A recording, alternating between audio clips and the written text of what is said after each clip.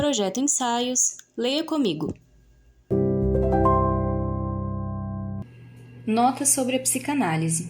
Qual é o potencial e os possíveis impactos de uma análise no sujeito? Ensaio de Khadija de Oliveira Moreira e Caroline dos Santos Guedes, revisado por Maria Clara de Freitas Barcelos e Caroline Guedes, com ilustração de Adek, publicado pela Ermira Cultura em 13 de setembro de 2025. Hoje você está lendo comigo, Natasha Garcia. A psicanálise é um corpo teórico, uma disciplina científica e também uma técnica que se interessa tanto pelo desenvolvimento e funcionamento psicológico normal quanto patológico. Seu objeto de estudo são os processos mentais inconscientes, compreendendo que os mesmos possuem um grande impacto e significado em nossas vidas e ações. Nesse sentido, trata-se de uma teoria que se baseia no princípio do determinismo psíquico e na ideia de uma continuidade da vida mental. Ou seja, nada acontece por acaso, é precedido por outros eventos e é dotado de significado, mesmo que inconscientemente.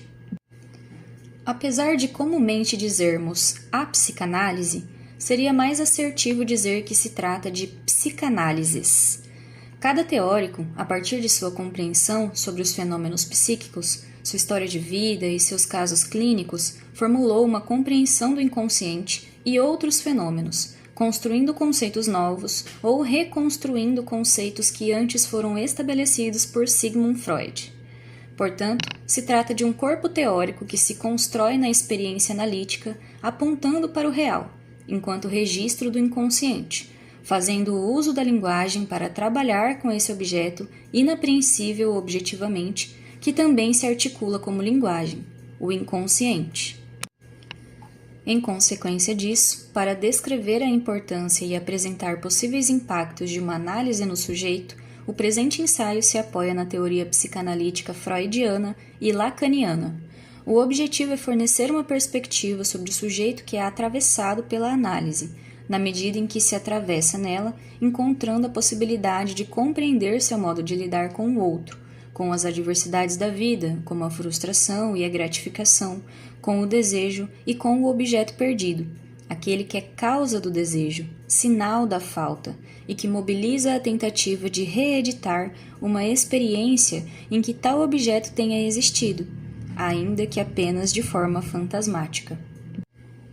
Perante o exposto, se compreendermos a psicanálise como um método que nos ensina a viver o sofrimento inerente à experiência humana com um pouco mais de dignidade, ou ainda como um método que nos leva de encontro com o inexorável fato de que somos seres faltantes que se relacionam com essa falta, mesmo que denegando, negando ou recalcando, como definir uma análise? É possível dizer que se trata de um evento no tempo e espaço que possibilita ao sujeito entrar em contato com formações substitutivas do inconsciente próprias de sua história.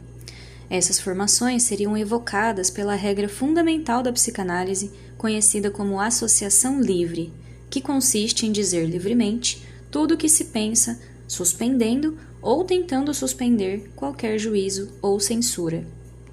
Também é possível compreender uma análise como um espaço que possibilita reconhecimento de gozos que nos movimentam, apontando para repetições que nos impossibilitam de alcançar um crescimento satisfatório, porque se tratam de atuações de elementos reprimidos, uma recordação por meio da atuação.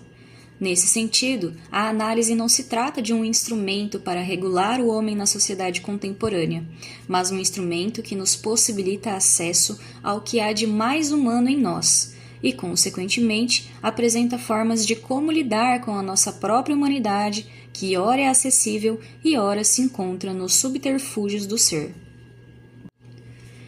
É em uma análise que situações anteriores, inacabadas e não atendidas se realizam na relação entre analisando e analista, assim como em outras situações cotidianas, o que é denominado na teoria psicanalítica como transferência.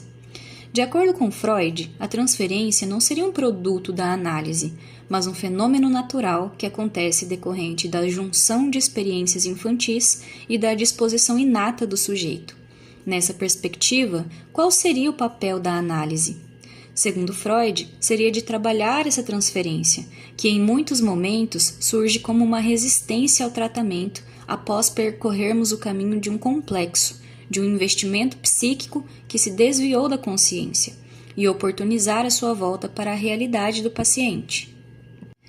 Seria nessa dialética que o inconsciente estruturado como linguagem é acessado e pontos desconectados da narrativa pessoal são reencontrados, revividos, reconectados ou não. Vale enfatizar isso, a possibilidade do não saber, do não dizer, do indizível. A análise também possibilita o desencontro com o real, com aquilo que é inominável. Dessa forma, a análise é uma experiência que possibilita ao sujeito viver a experiência do indizível e tocar no fato de que algumas coisas são intocáveis, mas que constantemente nos atravessam e nos direcionam. Fazer uma análise, ou melhor dizendo, viver uma análise, implica em reconhecer a própria história e a narrativa que se conseguiu processar para si. Após a superação da técnica de hipnose, Freud relata que a técnica psicanalítica já não se trata de recordar e vivenciar uma catarse das emoções experienciadas nos eventos vividos e que foram de alguma forma recalcados, mas de permitir que o analisando fale e trabalhe com os conteúdos que emergem em sua fala através da interpretação e, por consequência, expor as resistências aos pacientes e torná-las conscientes. Nessa altura, não se trata de curar, de psicopatologizar, enquadrando o indivíduo em alguma estrutura clínica ou justificar ações presentes.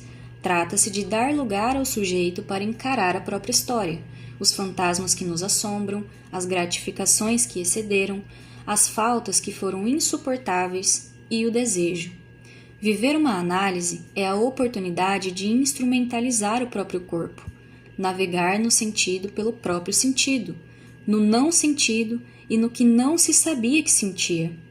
Diante disso, como responder qual é o potencial e os possíveis impactos de uma análise no sujeito? Os potenciais são possíveis de verificar pela própria prática e os impactos podemos dizer que dependem de que cada sujeito consegue alcançar, se responsabilizar e operar a partir do que foi acessado.